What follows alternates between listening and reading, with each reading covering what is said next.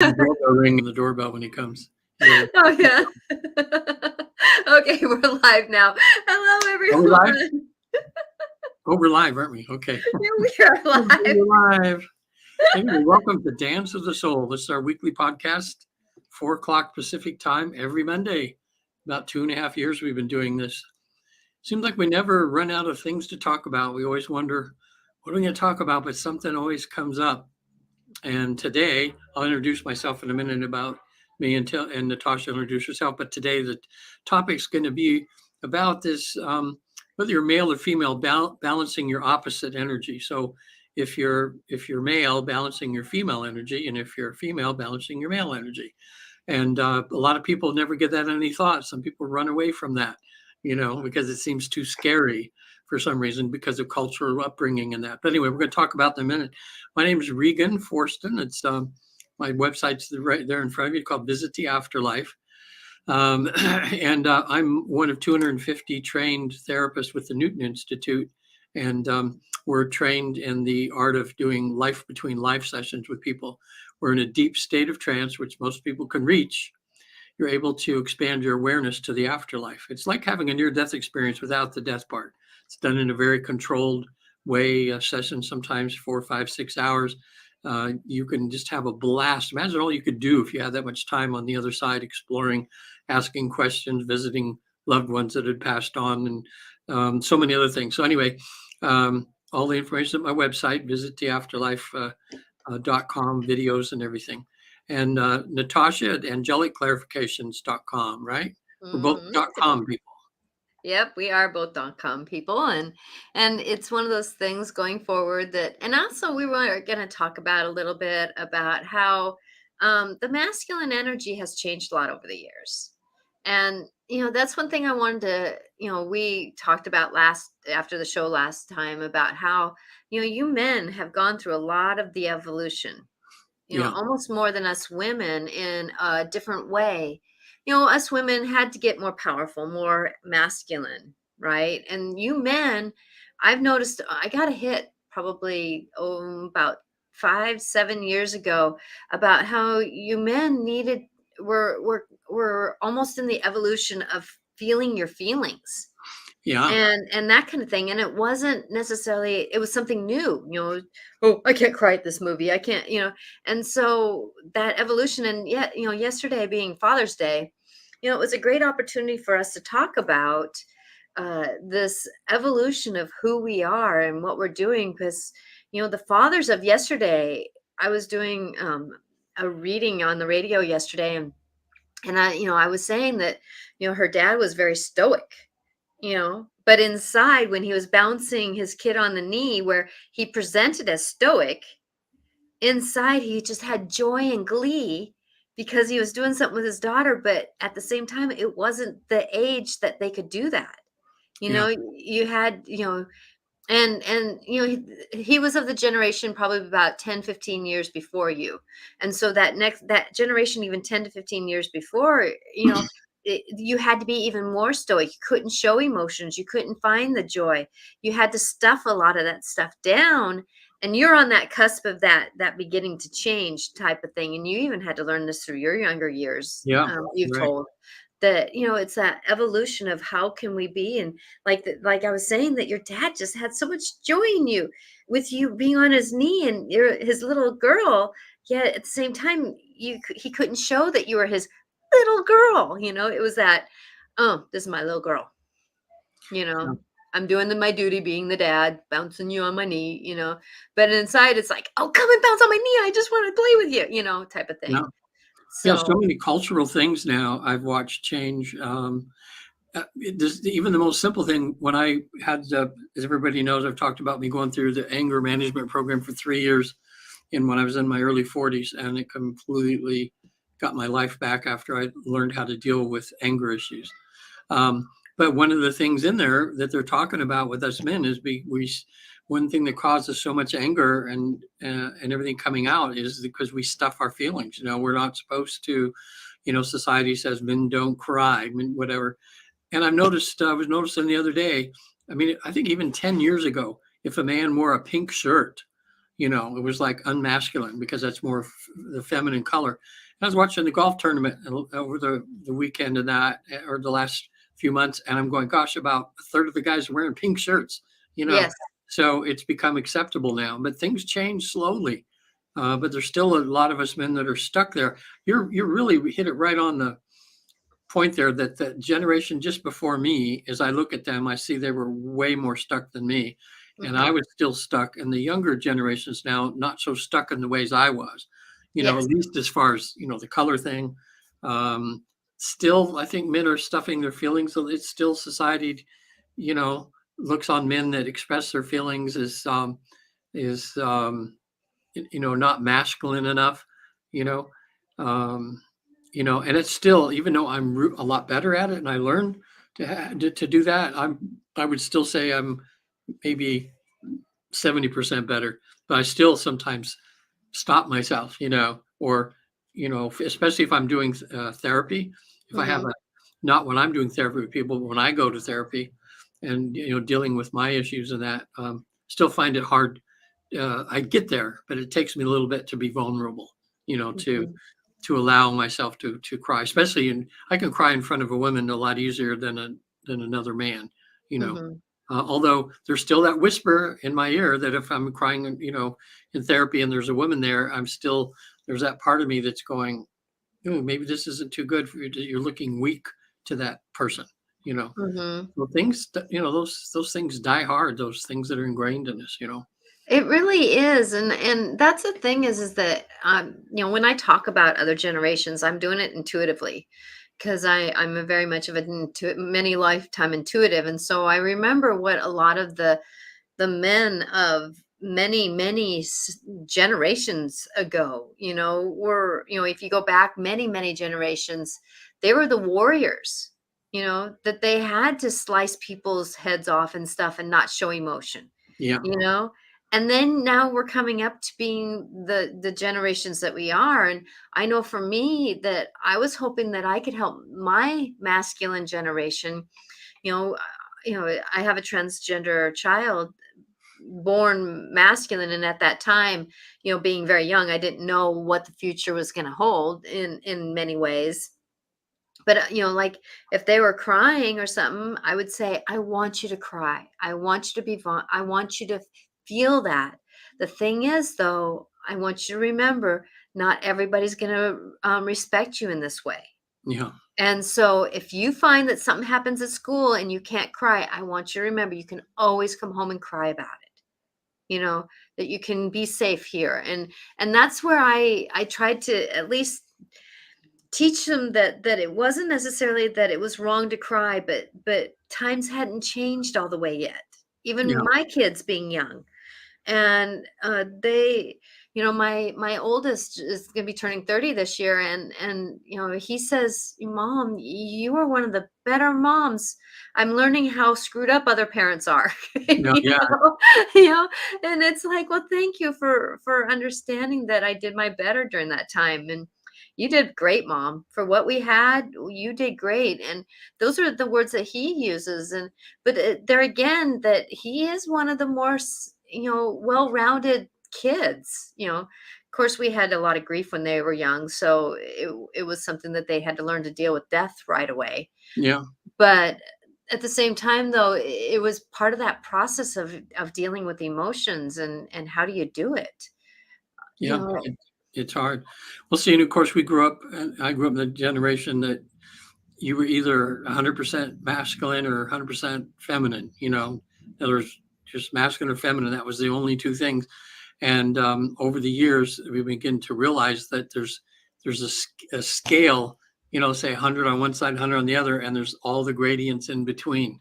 And Mhm. people that were somewhere not someone who, in other words, if you weren't 100% feminine, like even the women, I remember growing up, they go, oh, she's butch, because she'd like to get out and play ball or like to wrestle in the mud with the guys, Yeah, or a stuff kind of a dykish type of attitude. Yeah. yeah, or fix the car, Uh-huh. work on the car or something.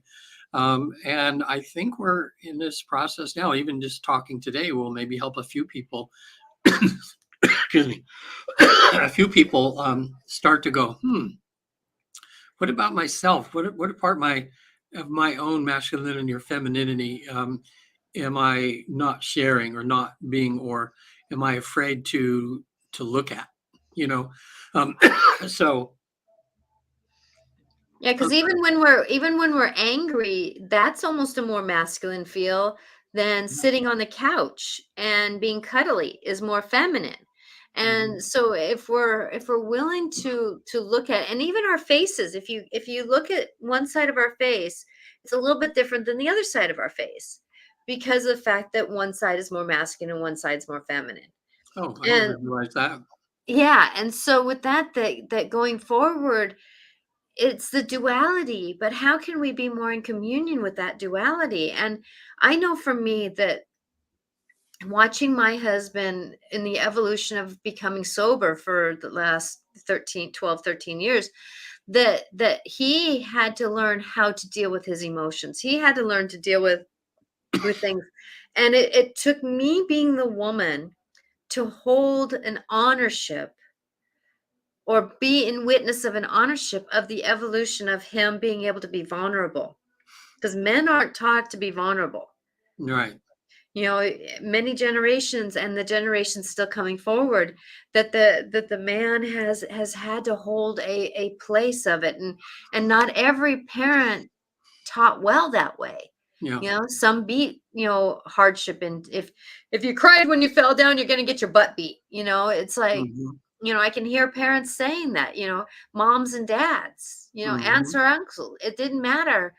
But there's this hardship, that came up. And you look at how brutal the 60s were, the 50s and 60s, while evolution was coming through with the changing of the tides of women voting, Yeah. and um, indigenous people being considered citizens, even, or that kind of thing. That there is this masculinity that needed to happen to get this movement going, and our government is even changing the old, you know, uh, the way that of the old man way.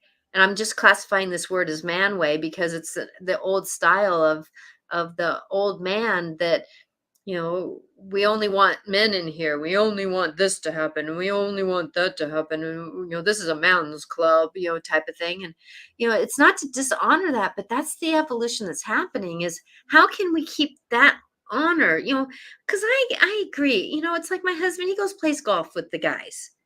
Go have guy time. Go razz yourself. Go out and play pool. Go out and do those things that are the guy time. You Yeah. need to have the tug and pull, and the beat 'em up emotional, whatever that conversation is. It's like, playing golf. It's like, well, there was a slice. You gonna slice yourself up today? It's like just those, Mhm. razzins, that is the guy time, because it's just free. If you fart in a guy time, it's okay. If you fart in a woman time, it's like, Yeah. oops, but then at the same time, you guys try to play it off. And it's like, how do we negotiate all those things that are coming up? Because there's a lot of dads that are meant to stay home as the wives go out and make the dollar, because that's what their job was, Yeah. made more than the man. And it's not demasculizing to take care of your kids. Yeah. I got a story, and I'll try to briefen it some, but it's probably going to take about 5 minutes, but it was so important to me, and it was my wake up call. It was just a huge wake up call, a miracle for me that changed my life about this masculine feminine thing. So I'm at a spiritual convention. I meet a woman who wants to share a room. Everybody shares rooms at these conventions because they're so expensive, and my person had to go early, and so I was down at the front desk, and I said, "Boy, I'm looking for someone else to share my room." And someone right behind me says, "Well, I'm looking for a roommate too to save money." And her name was Dory, and she was a full-blooded Eskimo. Had come down from Alaska to Chicago to this convention. Well, we just we started talking and went to some of the sessions together. And between sessions, she said, "Hey, let's go for a walk in town, downtown Chicago." So we just happened to stand to see a bookstore. We walk in. we're going down this one aisle, and all of a sudden she looks down and sees this book, and excitedly she grabs it off the shelf and says, "Regan, you need to read this book." I mean, we just said, "Matt, she'd read this book." Well, all of it, I looked at the book. It's called On the Breath of the Gods. And On the Breath of the Gods, written by Ariel Tomanika or something. How do you remember that stuff? Well, when I looked at it, here I'm in Chicago. The author of that was somebody that I knew in Sacramento. So there's a God sighting right there. Like, okay, what's the odds? An Eskimo from Alaska reaches down a book I should read, and it's somebody that I know, actually personally know, all the way in Sacramento. So I went, and I'm at a spiritual convention, so I know these miracle things happen. So I get it. I just, I figure I'll get around to reading it. Well, the convention ended, so I drove from there to Indianapolis, from Chicago to Indianapolis, because I was going to go. That's my hometown where I grew up till I was 11 years old, and I was going to go golfing the next day, where my dad taught me how to play golf when I was 10. And so I got there. I parked in the car right by the 18th green in this at this place. It starts raining. Okay, a little bit. So I think, oh, I have nothing to do here. I'm right here at the golf course. I'm going to sleep in the car to save money, And I figured, well, let me start reading the book. So I turned on the light, overhead light, and I started reading this. I'm about into the second chapter.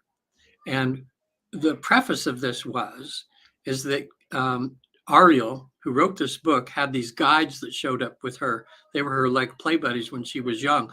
She was the only one who could see them, but everybody thought they were her imaginary friends. Mm-hmm. And they told her that when she grew up, that one of her life's mission was to write a book about God's true purpose for men and women getting together, for relationships that way. Okay. So in this third chapter, what was communicated to her as she channeled it, as she wrote this book, was, we are born both masculine and feminine. Okay. But one of them's more predominant. You're either on this side more feminine or that side more masculine. But that doesn't mean that you don't need to equally nurture that other part of yourself. Even maybe it's 40% or 20%, whatever. And because it was a feminine side, us guys would think like, oh, no way am I nurturing any of that, because that'll make me less masculine. When I read that, it was the strangest thing, Natasha. You would have thought I was a crazy person. It starts, all of a sudden, it starts pouring and pouring as I'm reading that. Thunder, it's like almost even within a second, the lightning is going off. I mean, I've never been in a storm like that before. I thought, man, it was so bright. And when I read that thing that, men don't nurture that and they're supposed to, I started screaming at the top of my lungs like I found the Holy Grail. It hit me so deep. So here I'm in the back of a car in the middle of a thunderstorm reading this thing that Regan needs to value that feminine side of himself. So I jumped out of the car, and there's nobody around. It's pitch dark except for the lightning. I'm getting soaked and I'm screaming. It was like, and the other part of me is watching and going, Regan, this is weird. When these spiritual things happen, you can't help it but be in it. Yes. Yeah. So now there's only a couple more minutes and we're done. No, I'm good. We're good. Now, here's the thing. 3 days later, I went and I was able to go by where my grandpa lived. I was in Ohio, which was close to where I was. It was raining the next day, so I couldn't go golfing. So I decided to go on to Ohio, and I was going to go up to Michigan, to where I was going to be checking out a clown school at the University of Michigan, where they had a clown summer program where they'd asked me to teach the following year. So because I was a clown in my early, one of the things I did. So I thought I'd check it out. So I'm driving along, and after reading that book, and I'm feeling so spiritually connected, and I looked up, and it was the first time I ever saw a cloud with a silver lining. And I went, wow, there's a cloud with a silver lining. This is good. So I get to clown school, and the first person that I walk in and see is this beautiful, cute woman named Connie. And Millie, who I knew was a clown that I taught with before she was there, she came over and says, let me introduce you to my new friend. She introduced me to Connie. We sat there, had dinner together, talked. Gosh, we talked till 3 a.m. Everybody was gone. We were just sitting, had a dream about it that night, which is another story because it came true a few days. I told her the next day, and a few days later, the dream came true. Okay. So there was this immediate soul connection between the two of us. Okay. Long story short, okay, I just read that book about developing my feminine energy. 3 days later, I meet Connie. Connie has 4 daughters. Okay, we end up getting married 16 months later. And for 10 years, I'm immersed I'm the Feminine. one guy with 5 women around me. And then those 4 girls had girlfriends that they brought home from school. So sometimes I'm in a house, there's 10 or 12 girls running around. I'm the only guy. Okay. What was so weird is my personality changed so much. A friend of mine came up one day and says, "Regan, you're kind of acting kind of gay now. Are you okay?" And I went, "No, I'm just enjoying my feminine energy." And so I learned to be a good listener. Over there, I learned to get in touch with my feelings more. Like I even found myself crying at movies a few times, even though it was really uncomfortable. But so you can see God's plan in there. Okay. Mm-hmm. Gets me in touch with this person that gives me that book. I discovered that I need to develop feminine energy. Boom, throws me in with 5 women for 10 years. And I can't say that was part of the best time of my life, is getting that good balance. Mm-hmm. So anyway, just saying that this is something that if you men out there are afraid of crying in a movie, get over it. I'm still going, okay, I'm still a little reserved in there, but I can get there. If I'm by myself, especially, I can cry. Like when I'm watching movies at night and I get in, I love that nobody's around and where before I couldn't get in tune with Well, that. I think that's way with anybody. If you're Yeah, by yourself, you can immerse a little differently than if you're with other people. But there's also a good hug cry, yeah, that sometimes we all need. But yeah, that's the thing. I know for me, that I when I was born, I was a daddy's girl. I was always with my dad. Always, doing things with my dad. My dad was very he was born with in a family of 7, and there's 6 boys and 1 girl. wow, So there was a lot of masculine, but my dad, far from being gay, but he had a lot of he immersed himself in both sides. He knew how to be a male. He also knew how to be. So it's interesting because he married into to uh, um, a with me being the only daughter, the only kid, but I was a daughter, so he had 2, right? hmm, My mom had a brother, so it's funny how things go. And then for me, yeah. I had my husband, and then I gave birth to 2 males. My latter is So now you're transgender. immersed. It's just like me. You're immersed around the male energy all the time.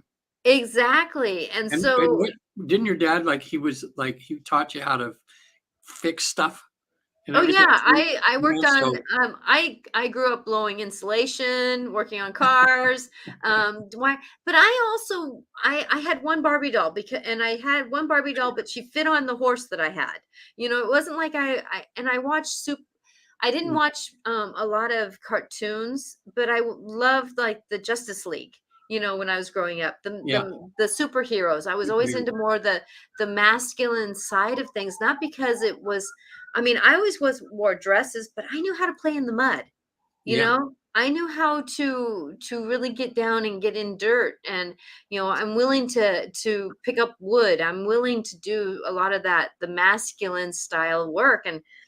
But that's the thing, is we're more well-rounded when we have that. And actually our if we do honor that masculine side of us, if we are feminine, our progesterone has some say in our life. And you being male, you have estrogen, and so it's like yeah, you falling into that category helps balance the estrogen, because it is about balance, yeah. you know and Well, that's the thing, is that a lot of people, they get this mind image of what something should be, and they're against the word should. There's no shoulds in this, and the evolution of masculine energy, we're asking it to change. Our governments are changing more and more. We're getting more and more feminine energy in there. And that's the thing I've always thought, when you're in a couplage and you have a balance between two personalities. You have two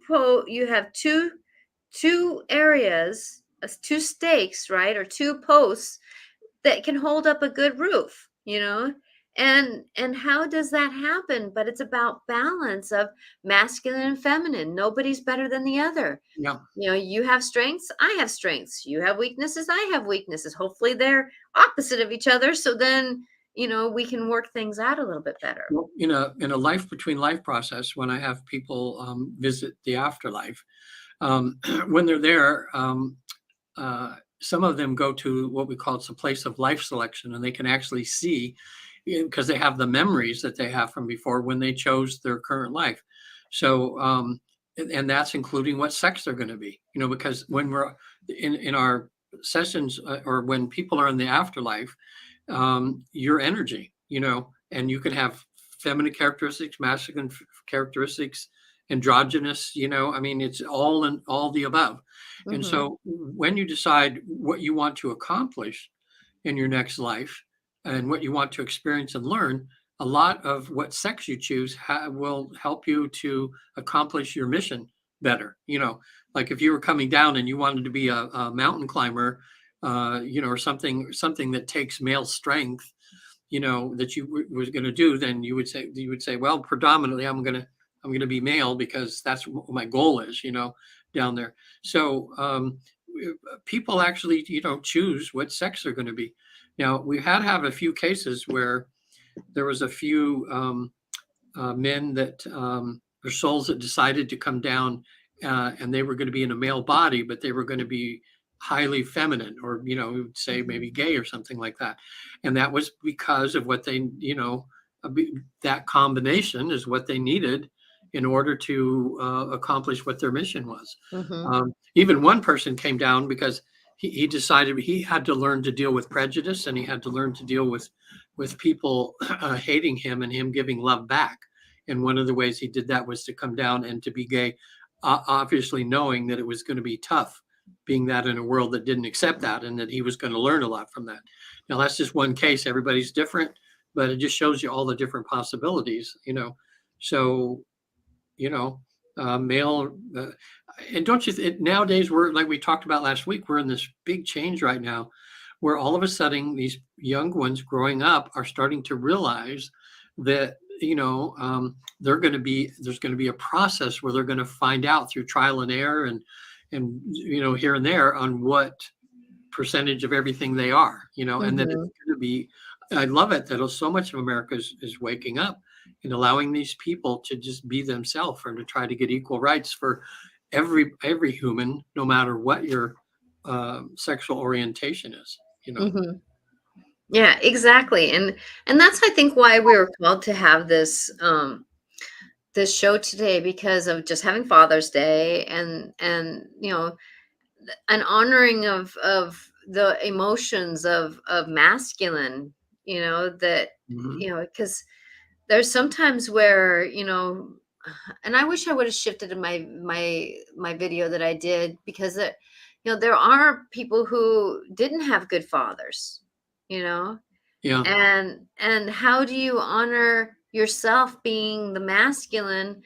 And let's say if you didn't have a good father, but yet the person, the male, is one that goes to boys and girls clubs and coaches like 3 rounds of kids on teams, and those people are fathers. Those Yeah. people are planting seeds of gifts that way. And the balance, it's like in our school, it's primarily female. And in our school that I do in the morning, that now we've got a male principal. We have a couple of male paras that come in. We have, I don't think we have any male teachers right now, but we've had in the past. But we've got some influential people in certain places, and it's amazing how they can have conversations with certain kids that us women can't, Hmm. because of the connection that maybe they needed, that masculine sense of conversation, Yeah. because they can They had a single mom all the time, and they needed to hear a voice that's different. When I was in hypnotherapy college for a couple of years, and in the studies that we did there in psychology and everything, they were saying that there's a time in a child's life when a feminine energy is more beneficial, and a time when a masculine energy is more beneficial. Generally, the early years, generally speaking, they need that nurturing, that mother energy, Hmm. and then a lot of times, both boys and girls, when they get to be around teenager age, a lot of times that's when it's good that dad steps in and does the things that dads do.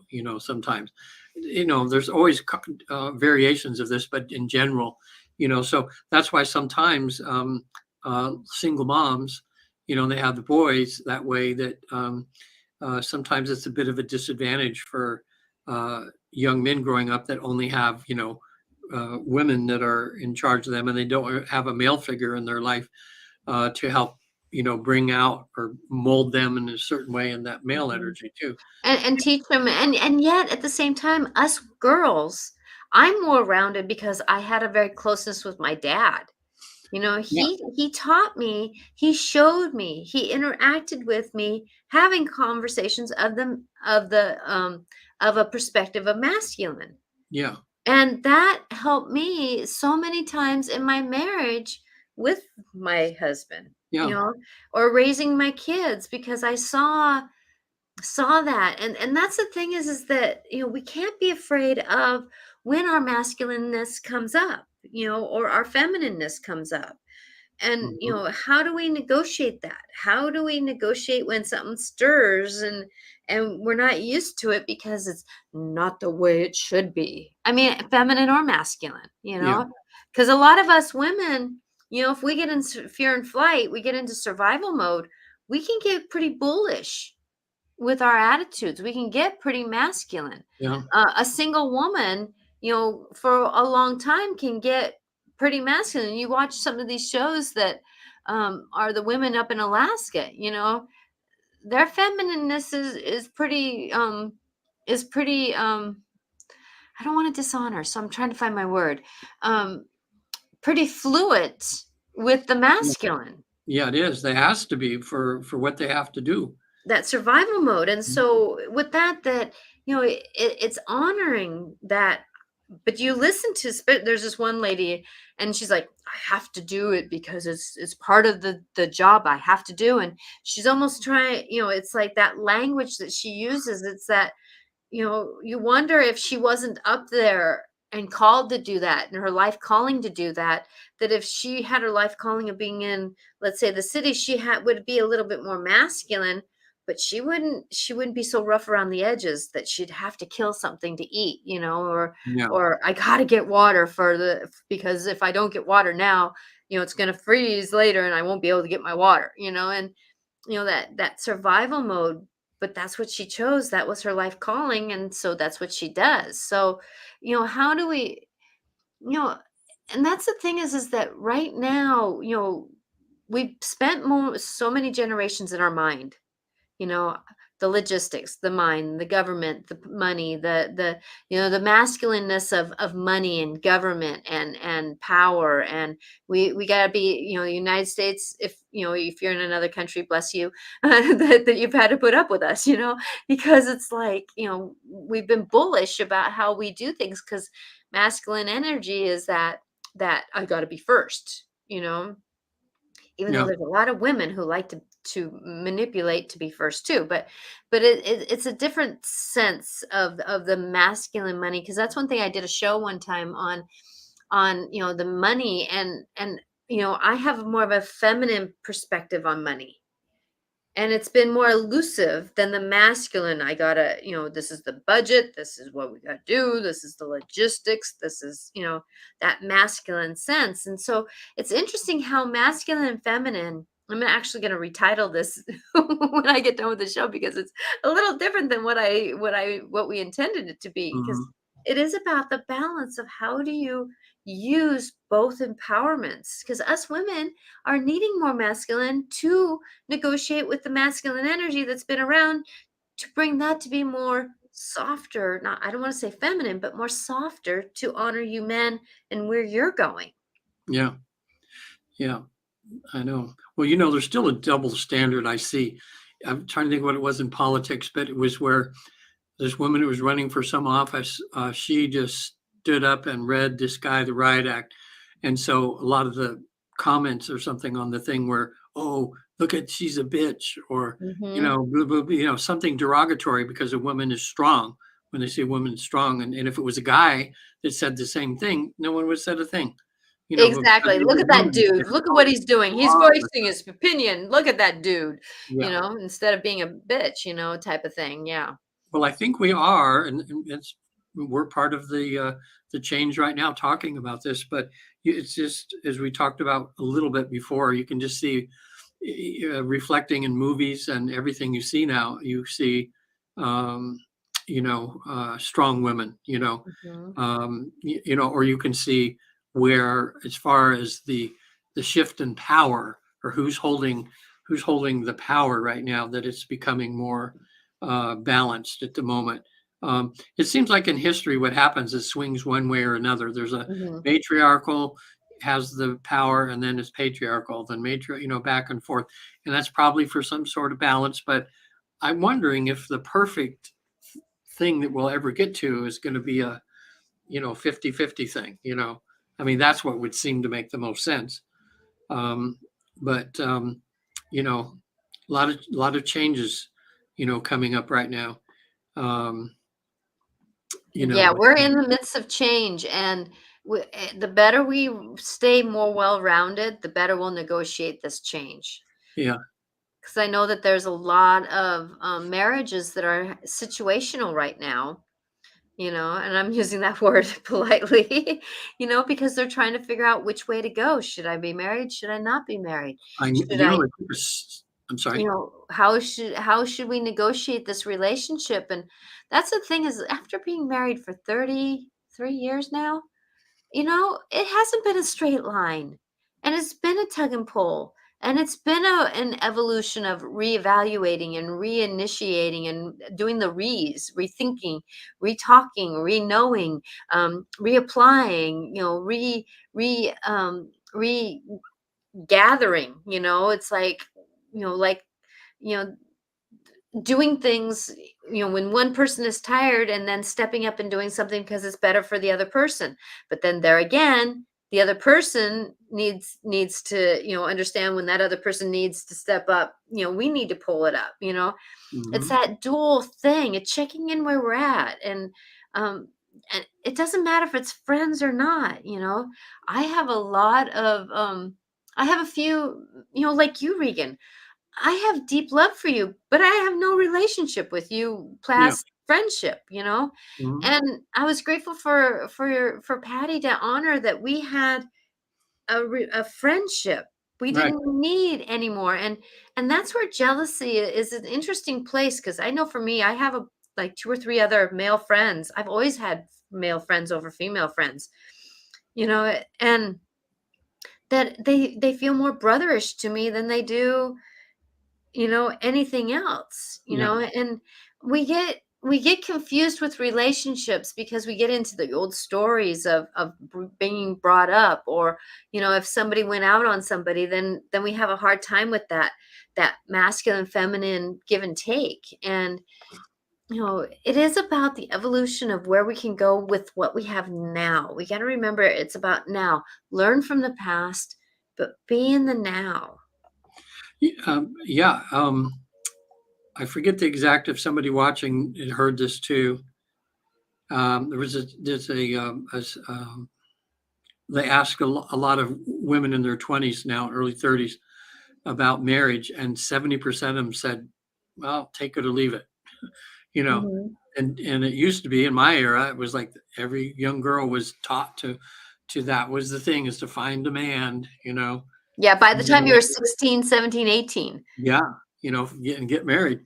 And now look how much it's changed. The women said, no, we don't need. They were just saying they don't need to have a man. So Or about like with you, with Patty, it's like you wanna get engaged, you don't wanna be married. yeah. yeah, we just wanted to have a higher level of commitment.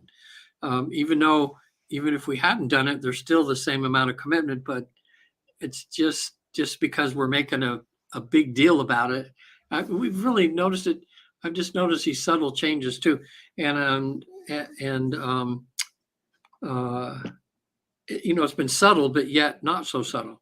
You Mhm. know, as far as But that there again, that's a the way level of to close. shift up a relationship that is getting on the stagnant side of day-to-day work, Yeah, is doing that, it doesn't mean that you have to get engaged or get married or anything like that, but, celebrate something. Engage with something, yeah, it's that nice. Yeah, we want to celebrate our our love.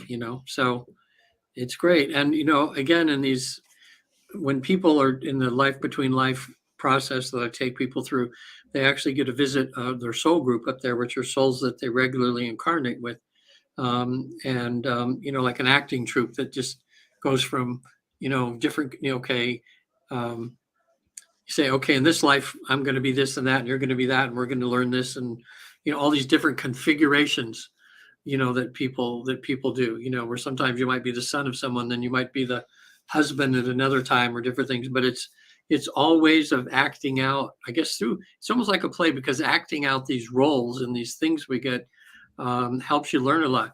It's a lot like when I was in Hollywood and I did film for 12 years, and I would get these different roles, how exciting that was, because I would it was like good therapy for me.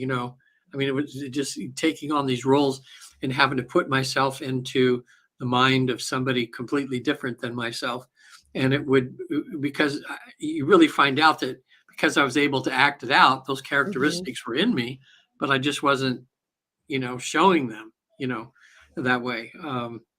So I don't know, just you just like in this life here with the different roles I've taken on, I've just learned so much mhm, that way. When I was in my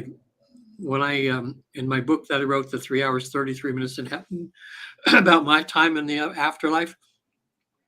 At one point, when I was before the council, there was four on my council. There was the Chinese gentleman, late C, who was the main person I was communicating with. But at one point, right next to him, she had like a hoodie on. I didn't know it was a girl at first, but at one point, it was ended up being a woman. I want to say Kari Daka or Kari Daka. I never can get her name right. Anyway, she just put her head back and she said to me, she says, I'm really happy that you're doing so well developing the feminine masculine side and feminine masculine side of yourself. mm. And I'm before the council and I remember like the feeling of, yes, yes, I'm doing it. Well, that's good. And I found out uh, my the main reason I was born was to learn kindness. That was on number, and then the subcategories was to balance the male feminine. And the third thing, and my job was to do this kind of work, to be a light worker. Mhm. So although that took a long time to really fully realize that. Yeah, but that's a spiritual growth is the Yeah, realizations. They come in little, "Oh, huh, yeah. okay." So does anybody have a comment on this? We would like to hear on how people are engaging with this conversation. How do you feel about the masculine, feminine energy? How do you apply that understanding and that kind of thing? It's an interesting process to go through, understanding how I wish people could understand how balanced our bodies are with the masculine and feminine. Like Yeah. I said, even our faces are a little bit different, that each side is a little different because it's masculine and feminine. Now everybody's going to be looking at that, but it's true. And how do you yourself in your own way do those things that are very different in how you are? I mean, and it doesn't, I don't want to fault anybody, like a woman who, I'm just going to put it out that the Kardashians, the way that they're perceived of being girly, right? Right. And and I'm only using that as an example because they put themselves out there. You know, I perceive myself as just as girly, but yet I'm willing to negotiate. Now, I don't know what the backstory is. They probably enjoy playing in the mud somewhere, but I can tell you that when I get out in that yard, I sit in the ground and I pulling weeds and the dirt is flying all over my legs and I'm just like yank. you know, I'm getting into it, and there again is not being afraid to be. And if we're afraid to be, a lot of times we stop ourselves from falling into that category, more masculine or more feminine. It doesn't mean you have to be masculine to work on cars, or that Right. masculine side to work on cars. It's not about that. You can be just as masculine changing a kid's diaper, you know. Yeah. But it's that, how do you feel while doing it? And either way it's okay, but it is finding that masculine and feminine. And because if we're not willing to work with that masculine energy, which anger is part of that, anger has more masculine energy to it, crying has more feminine energy to it, right? Hmm. And they're opposites. But yet together, sometimes we have to we get so angry we cry, right? Hmm. You know? And so then that's the merging of the two. And that's how we, there's so many of us that are imbalanced in ourselves hormonally, energetically, and it is that kundalini energy of masculine feminine, that the two snakes coming together. How do you be together? And so many of us are waking up to that. Yeah. But it's honoring that. Don't please don't be afraid to honor who you are at whatever moment you're in. There's a group of men, and they're actually worldwide now. Maybe I mentioned it one time on the show before, but it's called everybody look them up, called the Mankind Project. Yes, you've mentioned, Yeah. yeah, and it sounds like a And, great group. and when I met these men, I went through they have what they call new warrior training. And then they have another one that goes beyond that. It's called Warrior Monk. And then they have one that goes beyond that is called Hollow Bones. Takes it really deep in there. But when I met these men, for the first time in my life, I saw men that looked so powerful and seemed so powerful, like to be around them. I went, man, I want to be like them.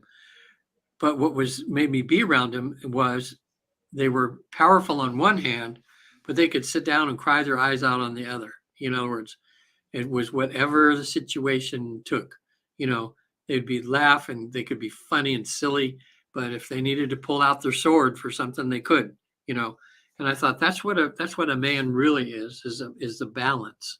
I Mhm. think between the male and the feminine. Not stuck in one category because that's what somebody decided men should be like. Us men, a lot of times we suffer from this thing, having like we feel like we have to know the answers to everything, or we have to be able to solve everybody's problems, and again, we can in some ways, but that's too much to put on us guys because I'm so glad Google came along. Exactly. Thank you, Kathy, Google. for saying something. Kathy, uh, hello there, dear. Masculine, feminine, social contracts to label behavior when both are simply energy. Yeah. Exactly, exactly. Because humanness put on these contracts of what should or should not be, and now that contracts are starting to get a little bit laid over each other.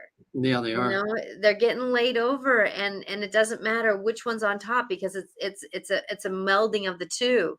As I wrap my fingers together, it's a very interesting place to be. But the thing probably you noticed that the men that were in that group, the empowerment group, that they weren't so much in their heads, they were in their being. They were more, you notice that they're empowered. The word is empowered.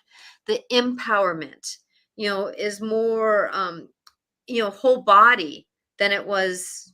A lot of men walk around in their head. They Yeah. walk around, and I don't want to dishonor, but it's those guys that go around and they work out all the time and they're they're a lot in their head and they're not down. I'm not classifying everybody. Don't get me wrong. Right. It's not a generalness. I'm just giving you an example. of especially the old style, that you know I got to get this way, I got to be this way, and I got to be powerful and da da da. But then there's some of those guys that I know would sit down and watch a movie and they'd cry their eyes out, and Yeah. it's a blessing. I would just smile. Well, I unless I was crying too. Um, you know, that that they had this ability to be who they wanted to be at the time. Yeah. And get out of the mind and get down into the core sense of who they are. That's where the blessing is get down and take a deep breath and be in your heart chakra, be in your gut sense, because we're at we're turning into we're getting more into the emotional cycle of the universe instead of the mind. We're getting out of the mind and we're getting down into our body. And that's this evolution of the Aquarian age, is that getting into the feeling of things. And we have to be careful how much we feel things, in a way so that we don't become like there's a lot of people that their anxiety is in control instead of their knowings are in control. Yeah. A lot of people they're having a lot of hard time with where their minds are because their minds are losing control. And so when there's a part of it that's been in control for a lot of years, let's say we grow up in an abusive situation and we had to really think our way through, we couldn't use our emotions, and then finally we're out of that trauma situation of abuse, and we start being able to feel our emotions, and then we kind of get into the psychomatical situation because it's like a yo-yo. You're from the mind to the emotions, mind emotions, mind emotions, and it's hard to know what to do. It's that we have to allow ourselves to go through the evolution in a way, but doing it safely, doing it with friends, doing it with counselor, doing it with someone who can give you a bigger picture. We've known people ourselves who have gone through that, how do we do things? How many people are on the spectrum? Because it's about getting down into the emotion because their minds aren't working as well as someone who's more straight labeled, I'm going to call. They have to negotiate life a little bit differently when you're on the spectrum.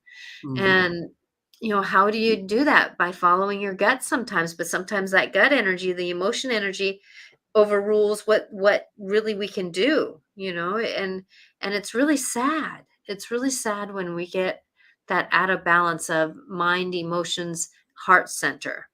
We have to have a balance between emotions, mind, spirit, and body, right? Mm. And have them all sit at a table and have a conversation. There's four chairs around a round table. How can you have a conversation with your mind, your body, your emotions, and your spirit? Right? Yeah. If you want to add into the elements, fire, water, air, and all that, because when you have a lot more fire in something, energy, you're going to have more anger. If you have a little bit more water, like for me, I have two Cancerian signs and an Aries sign, so I have two water signs, which are emotions, and I have Aries, which is a fire sign. So I'm balancing the emotions with the fire, right? And then my husband, who has two fire signs with an earth sign or an air sign, Libra. So he has to figure out how to not let his mind control the fire or feed the fire, right? And so when we have these signs of our solar system, of our and I kind of jumped into that conversation. I'm sorry if I lost a couple of people. That sense of our astrological signs, that can add in a little bit of more masculine and more feminine sense too on how we negotiate things. So be careful about how the elements come in and dance with us with the fire, the anger, and then or the water and the emotions, or like the air of the mind. How is the mind overthinking things? And right now, with the solstice, or the equinox, I solstice. always get them mixed up. I mean, the Yeah, longest the day of the year is solstice is coming up. on Wednesday. I'm going to have my friend Jessica Martin on the solstice Wednesday on my show, and it's gonna, we're coming into the sign of Cancerian, the Cancer sign, and that's water, which is emotion. So, it's how do we apply this whole picture while we're trying to walk and think about it. Just observe yourself. If I can give that to you, observe yourself.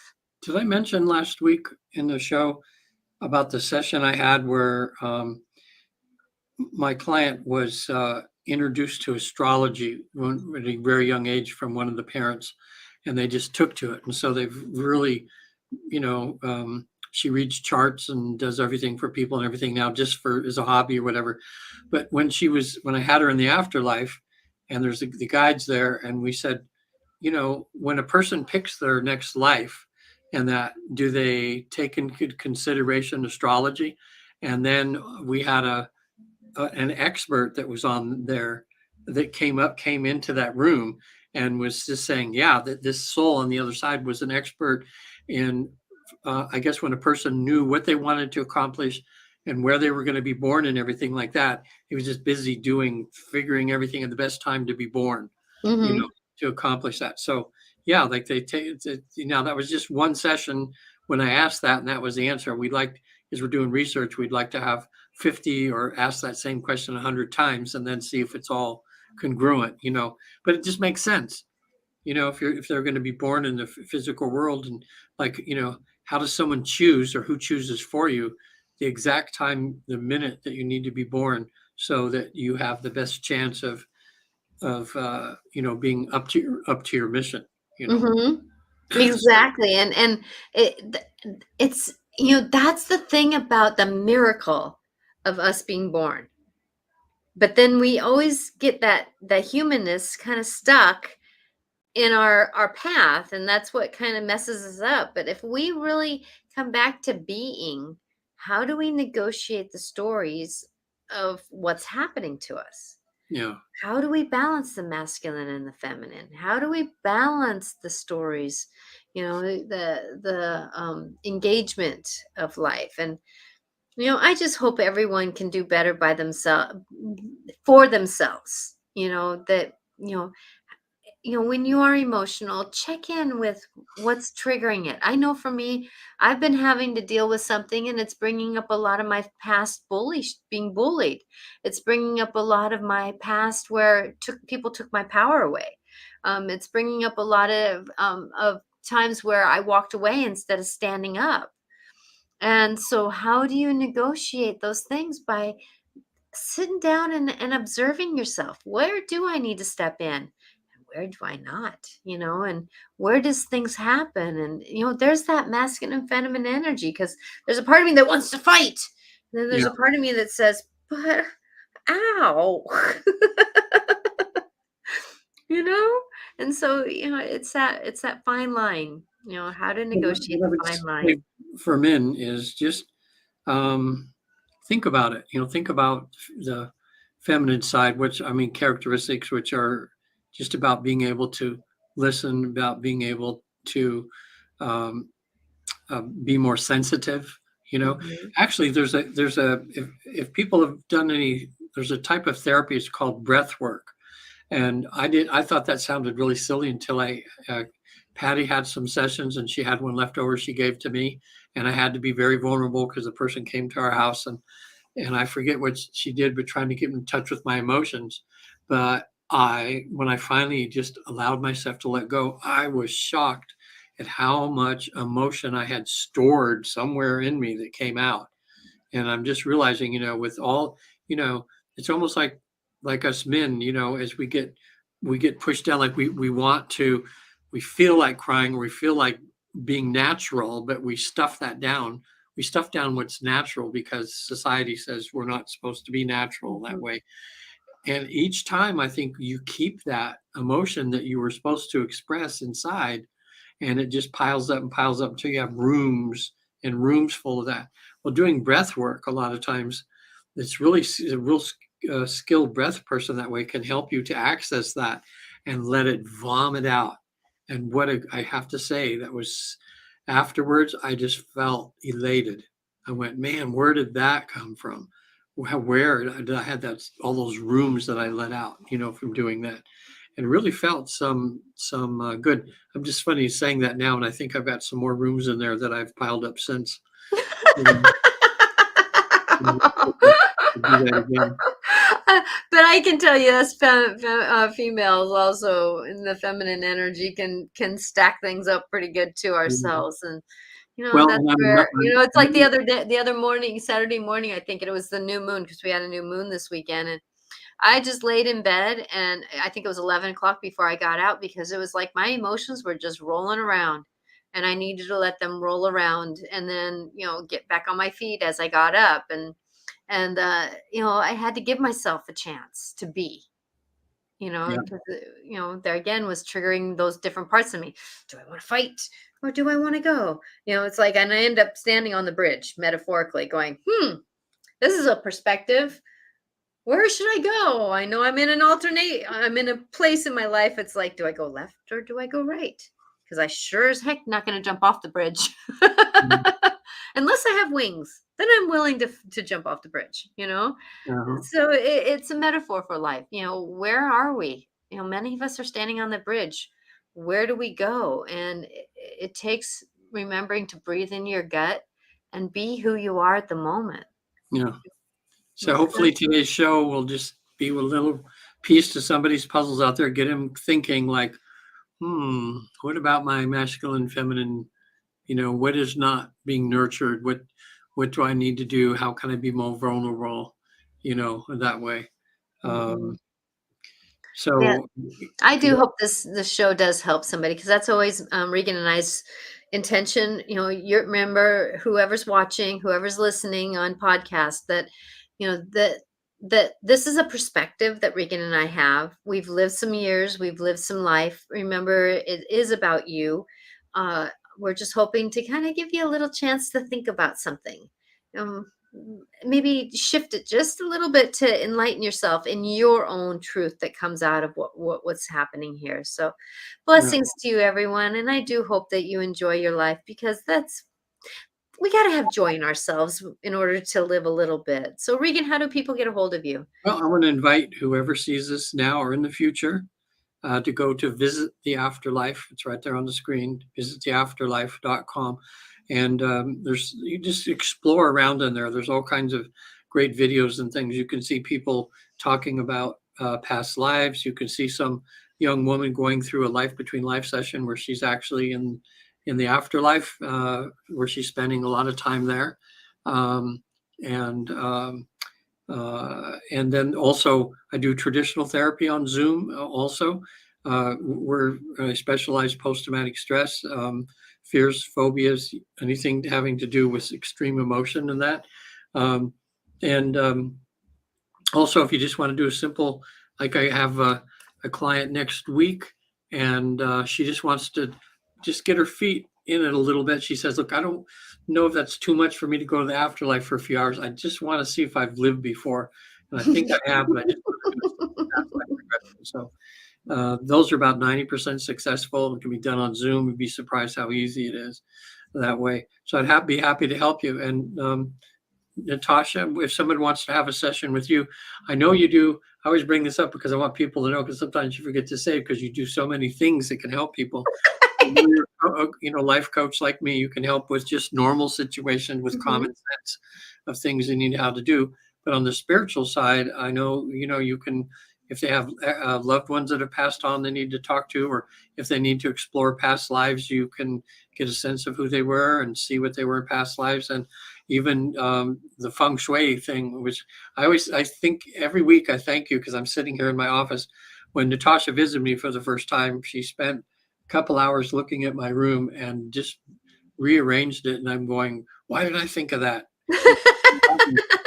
You know, I even got little twinkle lights that I have above here that really add some nice vibes to the room, when I have clients here and stuff. So And that's all I really wish to be, is to help people get from point A to point B to yeah, point C to point D, and then sometimes they have to jump over to M and then they come back to C. It's like I just want people. I'm really praying that people can understand that life is about movement and how can we move. And I'm here to help you move. I've had sessions where somebody sat down and said, "You know what? I had 5 questions. But you actually answered all of them in just what you just said. And this brings up another question on how I can manage this thing over here." And, I give people tools on how to negotiate. And I'm really right now, I even had a session that we went and and within just a few minutes, jumped back a couple generations and healed some contractual stuff that happened. And it was a gift, and I need to check in with her to see if there's any movement, but she texted me back later and said, "I can't believe how much lighter I feel," you yeah, know, because it's all about healing for now. What happened in the past isn't about what happened in the past, but what's happened in the past can actually hold us up now. And I would really love to help people move through um, that journey of where they're at. So they can reach me at angelicclarifications.com. I'm also on most social medias. Natasha Venter AC is where you can find me. I do inspirational videos more now than ever, instead of writings, on Monday through Friday. Also, Regan and I are live every Monday at 4 o'clock Pacific time. yeah.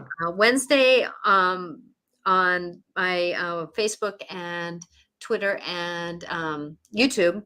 I'm on Wednesday, 4 o'clock Pacific time, also with Life Clarifications, Natasha. And if anybody who likes to listen to podcasts, I'm on most podcast platforms. We are, and then you look under Life Clarifications with Natasha. So please be aware that this is all a truth. We're hoping that this helps you with yours. So Yeah. blessings Thanks for all. tuning in today. We'll see you next week. Yes. Bye now. Happy solstice, and blessings to you. And on Wednesday I have a guest, um Jessica Martin. Blessings to you. Bye now. Bye.